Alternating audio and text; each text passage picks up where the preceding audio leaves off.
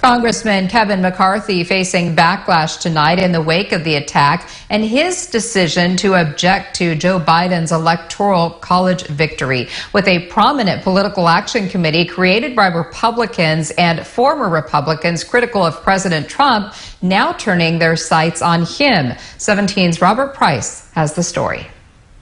A few Republicans in Washington, starting with Senate Majority Leader Mitch McConnell, were already starting to move away from President Trump even before the siege of the U.S. Capitol. But the Lincoln Project, created by Republicans who considered Trump unfit for the office, Kellyanne Conway's husband George Conway among them, has been making its feelings known since its formation in December 2019. Now the Lincoln Project is making a damning statement about House Minority Leader Kevin McCarthy, widely regarded as Trump's biggest ally in Congress. There's chaos in Minority Leader Kevin McCarthy's office. His staff is threatening to revolt, quit en masse. Have you finally had it with working for a congressman who swears allegiance to Trump over country? No political ambition is worth working for this pathological liar and seditious traitor. For the rest of your career, you can be remembered as taking a stand or standing with a pathetic enabler. Pack up your desk and leave that loser behind. Is, as the Lincoln Project alleges, McCarthy's office really in chaos? Is his staff really threatening to quit en masse? Not according to a staff spokesperson contacted Friday by 17 News. The statement read, "This is completely false today, just as it was when they claimed it on Wednesday. The congressman's team couldn't be prouder of the work he does for the community." But there's plenty of evidence of ongoing chaos elsewhere in McCarthy's world.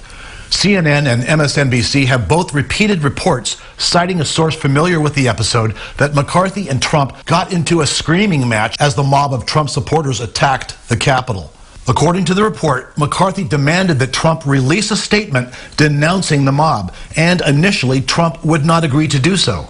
If it's hard to imagine McCarthy clashing with Trump, it may be because McCarthy has consistently supported Trump's false claims about election fraud.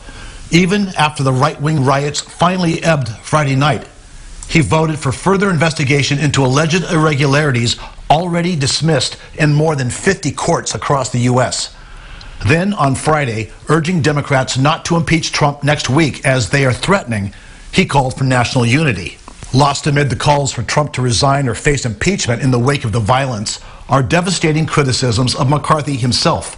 The Sacramento Bee's editorial board put much of the blame for Wednesday's riots on McCarthy, calling him, quote, a soulless anti-democracy conspirator. Washington Post columnist Max Boot, a conservative, called for the resignations of McCarthy and McConnell. And in a Friday morning tweet, McCarthy's November opponent, Kim Mangon, asked people to retweet if they thought McCarthy should be ashamed of his vote to delay Joe Biden's Electoral College ratification.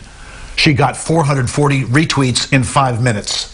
Has all of this caused dissension in McCarthy's office as claimed? McCarthy's staff says no. Has it caused consternation? Logic says very likely. In Bakersfield, Robert Price, 17 News.